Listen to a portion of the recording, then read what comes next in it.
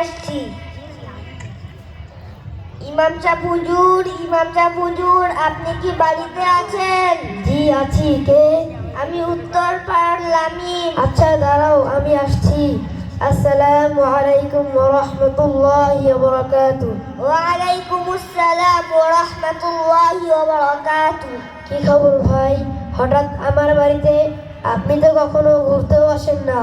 হুজুর, আমার এলাকার এক প্রতিবেশী মারা গেছেন। ইন্না লিল্লাহি ওয়া ইন্না ইলাইহি রাজিউন। কিভাবে মারা গেছে ভাই? হুজুর অসুস্থ ছিলেন, হঠাৎ মারা গেছেন। তাহলে তো জানাজা পড়াতে হবে।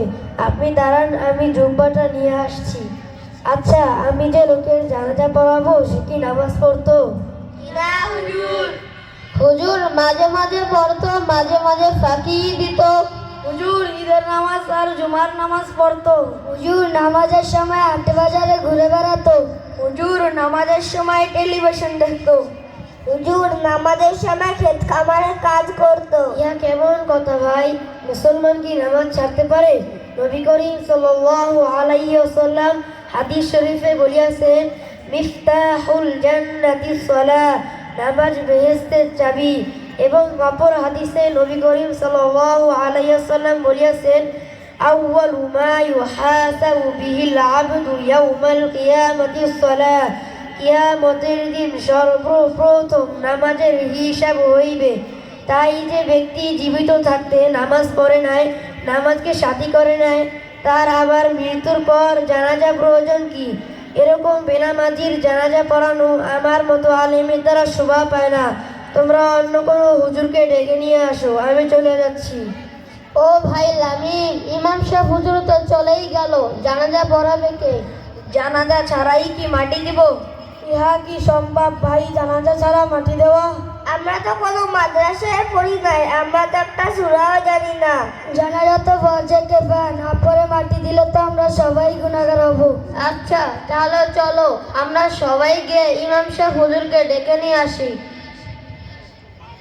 ইমাম সাহেব হুজুর, ইমাম সাহেব হুজুর, বাড়িতে আছেন? জি।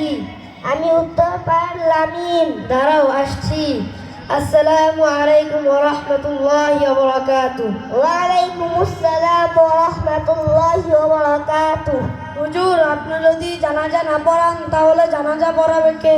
আমি তো প্রথমেই বলে এসেছি, এরকম বেনামাজির জানাজা পড়ানো আমার মতো আলেমের দ্বারা শোভা পায় না। হুজুর আমাদের ভিতরে কেউ জানাজা পড়াতে পারে না, দয়া করে একটু চলেন না হুজুর। তোমরা যেহেতু এত করেই বলছো তাহলে চলো। আচ্ছা, এই মায়ের জীবনে নামাজ না পড়ে যে ভুল করেছে, আপনারা তো এই ভুল করবেন না।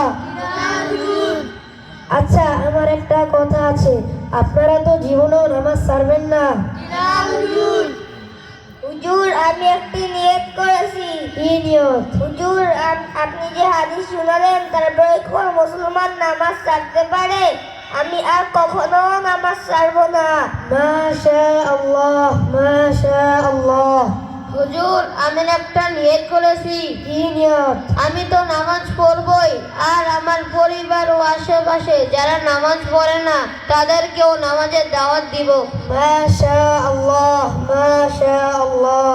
হুজুর আমি একটি নিয়ত করেছি। কি নিয়ত? হুজুর আমি আমার সন্তানদেরকে ইলমে দ্বীন শিক্ষা করার জন্য ইকরা আদর্শকারী মাদ্রাসায় পড়তে দিব এবং আত্মীয় স্বজনদেরকে এবং আশেপাশের সকলকে ইকরা আদর্শকারী মাদ্রাসায় ভর্তি হওয়ার জন্য দাওয়াত দিব।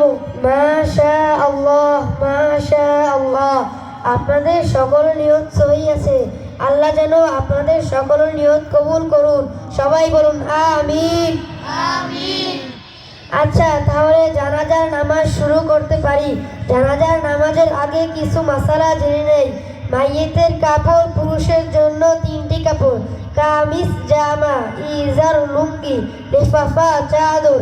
নারীদের জন্য 5টি কাপড়, লেফাফা বড় চাদর 2টি, ইজার লুঙ্গির মতো একটি বড় কাপড়, কামিজ জামা, ওড়না, মাথার কাপড়, সিনাবন্ধ, বক্ষ বন্ধনী। জানাজার নামাজে হাত উঠানো যাবে না, হাত ছাড়া যাবে না, রুকু সিজদা করতে হবে না। জানাজার নামাজের নিয়ম হলো, প্রথম তাকবীরে সানা পড়তে হবে, দ্বিতীয় তাকবীরে দুরূদ শরীফ পড়তে হবে, তৃতীয় তাকবীরে দোয়া পড়তে হবে এবং চতুর্থ তাকবীরে আসসালামু আলাইকুম বলিয়া নামাজ শেষ করতে হবে।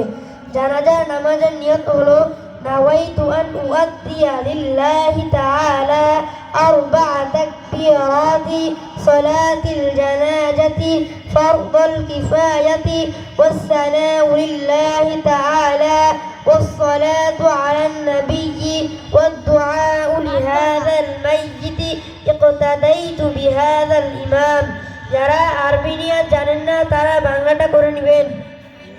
আমি ফরজে কিফায়া জানাজার নামাজ 4 তাকবীরের সহিত কিবলামুখী হইয়া আদায় করিতেছি। আল্লাহু আকবার। জানাজার নামাজ শুরু হচ্ছে। আল্লাহু আকবার। سبحانك اللهم وبحمدك وتبارك اسمك وتعالى جدك وجل ثناؤك ولا إله غيرك الله أكبر اللهم صل على محمد وعلى آل محمد كما صليت على إبراهيم وعلى آل إبراهيم إنك حميد مجيد اللهم بارك على محمد وعلى آل محمد كما باركت على إبراهيم وعلى آل إبراهيم إنك